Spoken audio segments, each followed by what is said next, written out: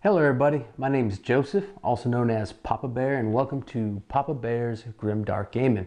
A little bit about myself. I've been in the hobby since the early 90s, just a young kid, teenager. Thought the models looked cool, but now that I look back at them, they're not so good. But hey, you know, the imagination is a wonderful. Old school dreadnoughts being replaced with the new dreadnoughts. I remember that a lot of stuff was monoposed, and you know, when the introduction of plastic, and it just kind of blew all of our minds. I can tell you this, that this is the best time, in my opinion, to be a part of the 40K community. They've got so much stuff going on, always releasing new models, pushing the edges on how they're creating their models and adding new elements into it, making sure the game flow is a lot smoother than what it has been. They've actually been creating a lot of video games. I mean, you know, you can always have your time in the 40K universe if you want to. Black Library, man, they released some really good books. I've probably read about 50 of them so far. And they also have audio dramas. So it's a good time to be in the 40K, and that's what I dedicate a lot of my hobby time to, because 40K is just fantastic. So, and you're going to learn a lot more about it with these videos if you choose to keep on watching. I normally play Imperial armies. My main two are Grey Knights and Custodians. I always have a love for the Grey Knights. I understand that they've had some whack rules and kind of some weird fluff to them, but I always liked the Grey Knights, and I painted a full Grey Knight army, which won me a couple awards. And I continued playing them even when the grav cannons and the instant stomp on a 6, no matter what, you're dead, came out, and that kind of really hurt the Grey Knights. I still played them for a little while, and then the Custodians came out, and I knew that was an army that I would like to play. So I actually put together a Custodian army. I've been doing pretty well with it. I won a couple awards with that too, which I'll talk about later. And I'm still building on it. I'm adding some Shadow Keepers to it, just because I want a little bit of variety other than a whole bunch of Goldie Boys, you know.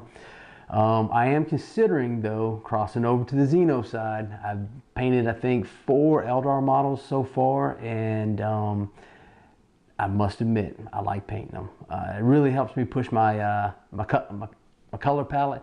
It helps me kind of, I don't know, push my limits and what I can do, and kind of cross-referencing colors, and I really like it. So I consider myself pretty much guaranteed that I'm going to start a Xenos army here in the very near future. Who knows? Now, some of my background. I've been very fortunate to win a lot of awards at major GTs, and I usually do pretty good gaming wise too. Some of the stuff that I've won here recently in 2018, I won Best Painted Army at Warzone Atlanta, which is a fantastic tournament. Also took second place in the display board in that same event. Let's see here. In Nova 2014, I took second place in Best Painted Army. In Nova 2015, I took third place in Best Painted Army. And then I was just kind of like, I really need to put some more effort into it, because second and third is good, but there's nothing like first. All right, so I actually had to miss out on 2016 due to buying a new house, and I couldn't even go. But the cool thing is, my best friend, he won Best Painted Army in 2016, so that's fantastic. Come around to 2017, I won Best Painted Army in that for the Nova Open. It was with my Grey Knights and my Terror board, and I'll be showing pictures of that in a little bit. And then this past year in 2018, I had the top rated paint score for armies, but I didn't win it because I won the Renaissance Man. If you don't know anything about the Nova Open Renaissance Man, it's basically the best overall player with a combination of paint score and battle scores. So I was very fortunate that I did win that. That's an awesome prize. It's something that I've always wanted to win, and I was fortunate to take that away with me. Then I also won in that tournament the second place Best Painted Army convention wide. So basically what they did is they took all the armies, whether it be 40K, 30K, Necromunda, Blood Bowl, Infinity, all these other different games, and then they grouped them together, and I actually took the second best out of all of them. The guy who took first place had an Infinity army of 20 models, and it was fantastic. That's something I don't mind taking second fiddle to, because he did a really good job on that army. All my buddies are in 40K, even my youngest son. Past few years, he's been traveling to us. He's participated in Nova. He's participated in Warzone Atlanta. He comes to a lot of tournaments. He knows his rules very, very well. So I figured, why not paint him his own army? And that's kind of what I'm doing now. My bud, like I said, he did win second place in Best Painted Army 1 year, and then he also won Best Painted Army at Nova 2. So if you kind of think about it, since 2014, either myself or Jeremy, which is my buddy, has either taken first place or second place at Nova, which I think that's something to be very proud of just for our gaming group and the people that we represent. Why do I say all this? It's not to boast. It's not to brag. All right. If anybody's ever talked to me in person, I'm not a bragger. I don't think I'm better than everybody else. I really try to push myself and I work hard at it. But we work hard to really push our skills both artistically and strategically. All right. We push our limits to the skills so we never stay stagnant or kind of get used to doing a certain thing where it gets boring. Because that's the one thing you don't want, is to just paint and be bored and you're like, oh God, I got 10 more of these dudes. And then you lose track of your goals. All right. I've tried many different products. I've tried many different companies, both in the United States and in overseas. So I have a very open mind to try new bits and models and really take my army to a whole new level. So I don't just focus on what Games Workshop has. I focus on what's out there. And some people are a little bit hesitant buying stuff from overseas. They don't know what the quality is. They're not sure about the price. And that's where Papa Bear comes in. My goal is to provide every video that I make a quality unboxing, unbiased quality unboxing of unknown or up and coming businesses. Like there could be a business coming out with a Kickstarter right now and they have limited people into it. My goal is to get one of those, put out in front of it, unbox it with you guys from the beginning to the end and kind of give my overall review about it. And I also do some well-known ones. If Forge World wants to send me something or Games Workshop, they want me to review something, I'd be more than happy to. All right. These reviews are going to be honest about the product and company. There's going to be no bias in it. I'm not going to have any hate towards one specific thing because, you know, they're expensive or whatever the case may be. It's going to be an honest review because at the end of the day, when you watch my videos, I want you to feel comfortable that I gave my best opinion about what you're going to receive so you know it going in. I'll also give my point of view and my experience in major tournaments. The only two I have right now at this moment of creating this video is the Nova Open 2018 and the Warzone Atlanta 2018. But it's coming up here in 2019. I have a plethora of big GTs that I'm going to be going to, and I will always review those too.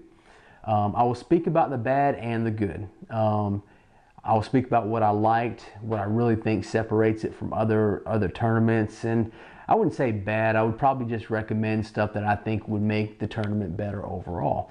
That way, if you're deciding to buy one of these tickets and travel 5-6 hours, plane ride, whatever the case may be, being away from your family for a weekend, you kind of know what to expect. And if it's not the tournament for you, then don't waste your time doing it, because if it's not the tournament for you, you're probably not going to like it anyways.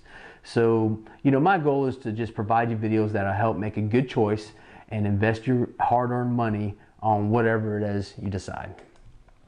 Some of my future goals, once I build enough content to put on YouTube, I'm gonna put all my videos on YouTube, let anybody watch it, and hopefully we can get a good following with it.